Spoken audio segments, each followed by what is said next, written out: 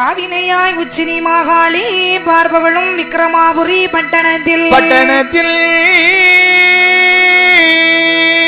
மேவும் செம்பொன்னால் கோட்டையிட்டு மேவும் மயுடிரியத்தால் கதவு சேர்த்து பூவனைக்கும் தோழி மாறாகிற மேற் பூவையந்த உச்சினி மாகாளி அம்மனுக்கு கோவினையால் உச்சினி மாகாளி அம்மன் குடியிருந்த தலைமுறைங்க குமரன் காப்போதாமே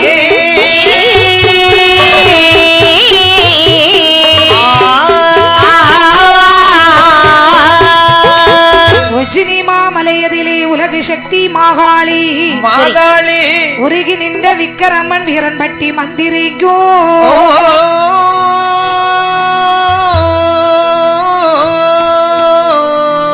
கொடுத்து உதவி செய்து சந்தனவாள் நம்பியானை சம்பத்துறை பாளையத்தை தான் கொண்டு உலகமெல்லாம் பூசை கொண்ட கதையை பாட மாகாளி அம்மானின் கதைக்கு நீயே காப்புதானே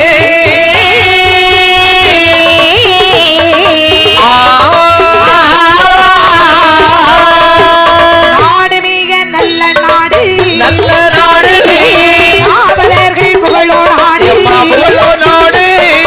கோடைமலை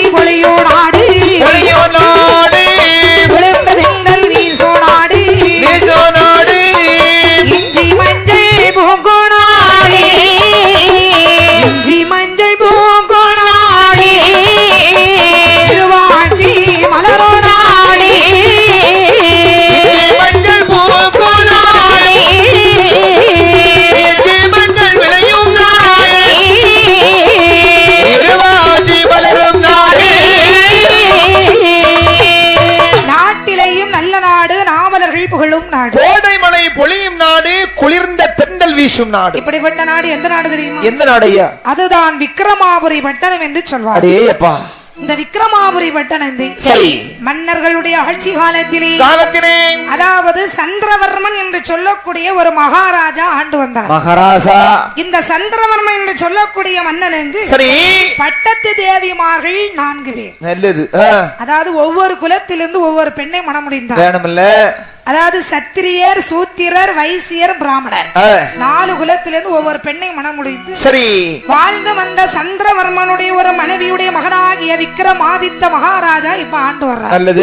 அவருக்கு மலரும் மனமும் போல நகமும் சதையும் போல் கண்ணும் இமையும் போன்று வலியும் விழியும் போல் ஒரு மந்திரி இருக்கிறார். யார் இந்த மந்திரி? அவன் தான் வீரம்பட்டி என்று சொன்னான். விக்ரமாதித்த மகாராஜனுக்கு கட்டையும் வீரம்பட்டி மந்திரி.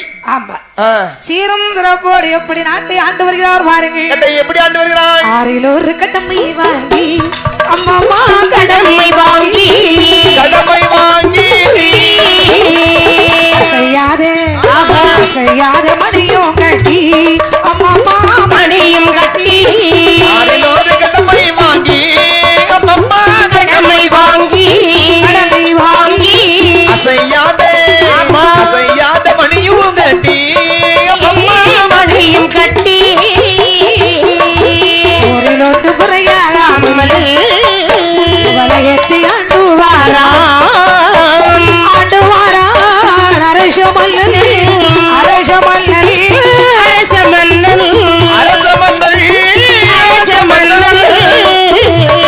அந்த விக்ரமாபுரி பட்டணத்தை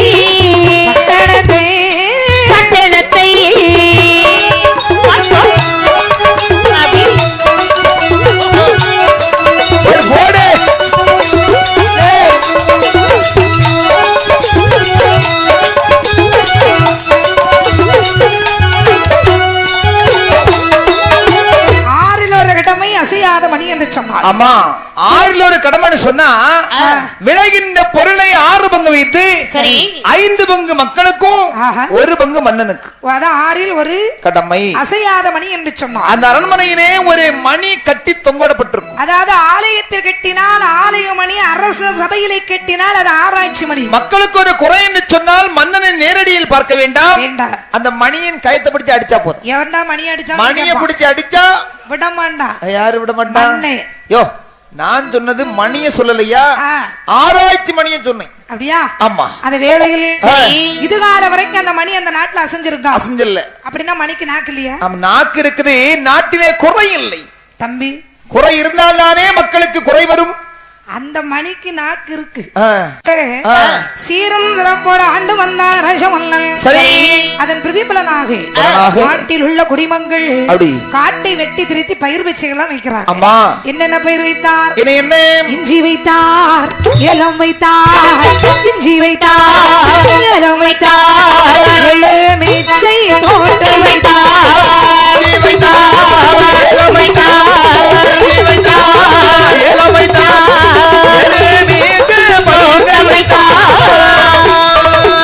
நாய்வாழை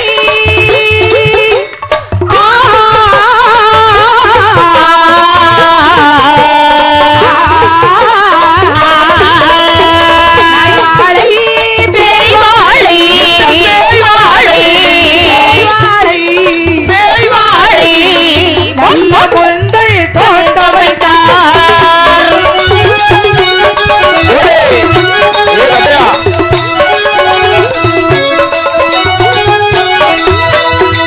அழகா. இஞ்சி வைத்தார், ஏல வைத்தார், எலுமிச்சை தோட்ட வைத்தார். நல்ல நேரம் பெட்டிக்காரர் வழியில் வந்து பார்த்தாரு.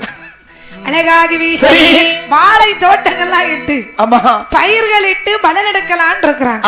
அந்த வேளையில் என்ன ஆகின்றது? என்னமா? காட்டில் உள்ள மலை மிருகம், மலை மிருகம்